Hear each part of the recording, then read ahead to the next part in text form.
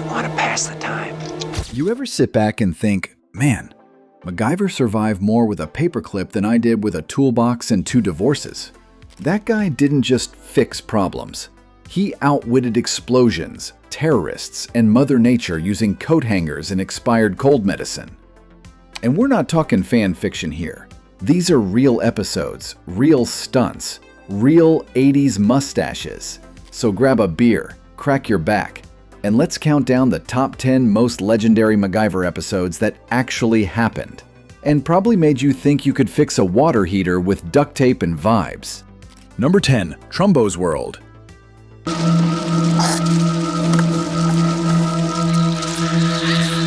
We're putting this at number 10 because it's the only time on network TV where the main villain was ants. Not like 1 or 2, I'm talking swarms. Biblical, unstoppable, chew through your soul ants. Burn them.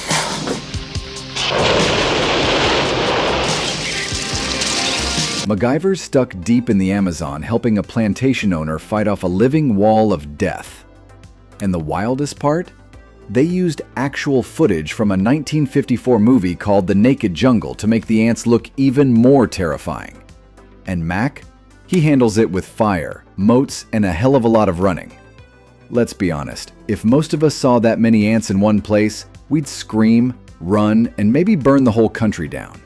And if you thought fighting bugs was wild, wait till he takes on terrorists inside his own office. Number 9. Phoenix Under Siege. Alright, it's basically Die Hard.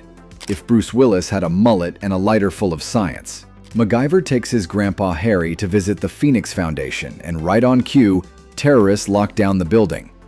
No weapons, no backup, just Mac. Nothing personal. Goodbye, MacGyver. A hallway full of landmines, and whatever he can yank out of a janitor's closet. He makes a smoke screen with cleaning supplies, disables alarms with a coat hanger, and wires a tripwire bomb detector with bubblegum-level resources. And you know it's a good episode when Grandpa Harry gets a hero moment. It's tense, tight, and you can practically smell the Cold War paranoia. Honestly, it's the most action-packed visit to work since someone microwaved fish in the break room. Number 8. Hellfire. Because when you blow up an oil well and MacGyver shows up with kitchen supplies and nitroglycerin, you know you're in for something special. He visits old friends on their oil farm, and naturally, everything catches fire. Because this is MacGyver, and nothing ever stays chill for more than 8 minutes. So what does he do? He builds a homemade fire suppression bomb using fertilizer and glycerin to smother the flames. That's right, your aunt's soap-making kit just saved an oil rig. Behind the scenes, they use real controlled explosions and almost melted the crew's eyebrows. And the whole episode has this dusty Grapes of Wrath meets Mythbusters vibe that just works. And just when you think it can't get hotter than that fireball, MacGyver goes hiking, falls off a cliff, and ends up in a grief spiral with a psychopath. Buckle up. It's about to get emotional. Number 7. The Widowmaker.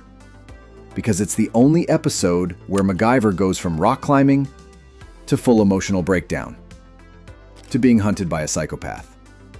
All in under 44 minutes.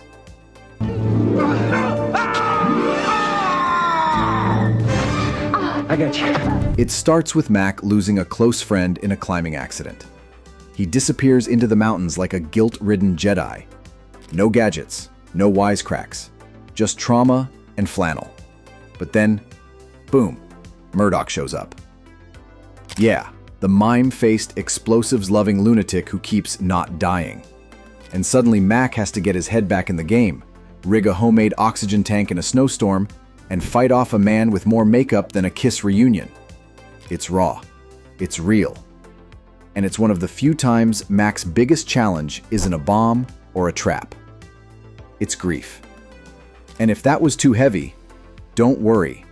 Next episode, MacGyver's back to doing science experiments that would get most of us banned from Home Depot. Number 6. The Human Factor. Cover the sensor plate.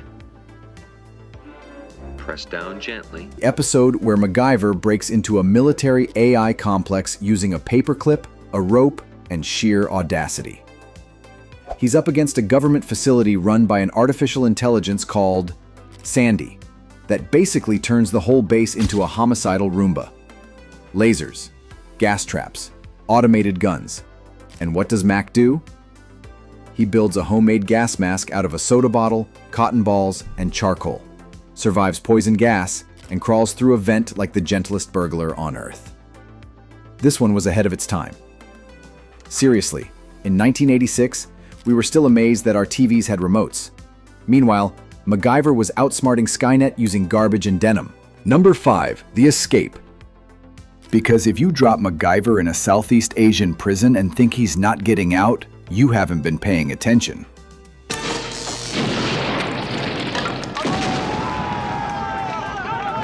He's helping a political prisoner escape when everything goes south, so Mac builds a breathing rig out of bamboo tubes and plastic bags, sneaks through an underwater tunnel, disables a minefield using a mirror, and still manages to blow up the bad guy's compound, all before lunch.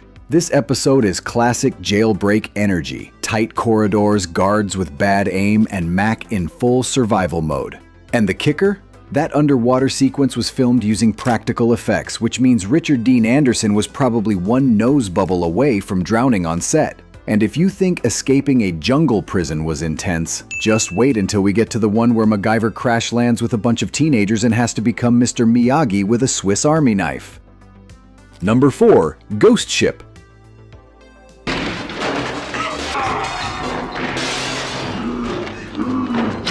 Because it's the only time MacGyver goes full Scooby-Doo. Stranded in Alaska, wandering onto a derelict ship, and discovering something very not right. He finds a terrified girl, a ship with no crew, and the creeping sense that something else is on board. And sure enough, there's a mutant giant with severe personal space issues. But Mac doesn't panic. He uses mirrors, signal flares, and pure psychological warfare to survive what feels like a B-movie inside a MacGyver episode. And the lighting? Straight up X-Files vibes before X-Files existed. It's moody, eerie, and proves MacGyver could outsmart fear itself using whatever was floating nearby. Number 3. Countdown. You hear that, Charlie? Yep, but suppose Viking doesn't live up to his end of the bargain. Well, what do you suggest? This is the closest the show ever got to being a nerdy James Bond thriller, but with more cement powder and less martini. Mac is flown to a Navy ship that's rigged with bombs, planted by someone who clearly didn't believe in simple disagreements. He diffuses a pressure-triggered device using a combination of dry cement and fertilizer, plus a whole lot of guts and math. It's tight, methodical, and every second feels earned. Also, Mac wears a bomb suit that looks like it was made out of 1970s upholstery, which makes it even more impressive that he kept his cool. Number 2. Partners. Taking off my shoelaces. Your shoelaces? Because it's one part flashback, one part buddy comedy, and all charm. MacGyver thinks Jack Dalton is dead. Spoiler, he's not. He faked his death and dragged Mac into a heist involving counterfeit money, mobsters, and a piano that may or may not explode. The banter between Mac and Jack is pure gold. It's like watching two grown men argue about who forgot the sleeping bags while running from armed criminals. It's not the most action-packed episode, but it might be the one that best shows why MacGyver wasn't just smart, he was loyal. And Jack? Jack was chaos with an eye patch. Number 1. Final Approach. Because this is MacGyver at his absolute core. Crash-landed in the wilderness, surrounded by angry, scared teens, and still keeping it together. No bombs, no terrorists, just broken bones, hunger, and bad attitudes. MacGyver doesn't just build tools, he builds trust. He earns the respect of these kids one fire, one shelter, one lesson at a time.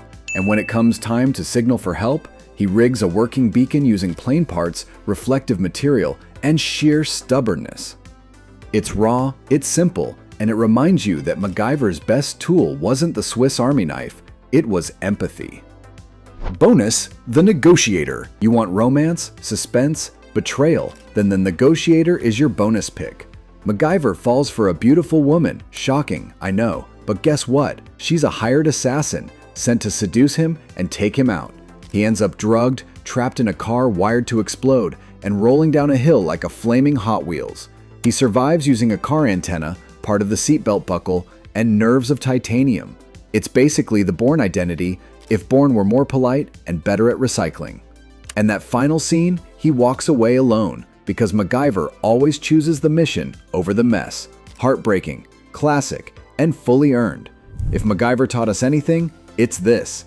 You don't need a perfect plan, just a paperclip, a little caffeine, and the guts to start.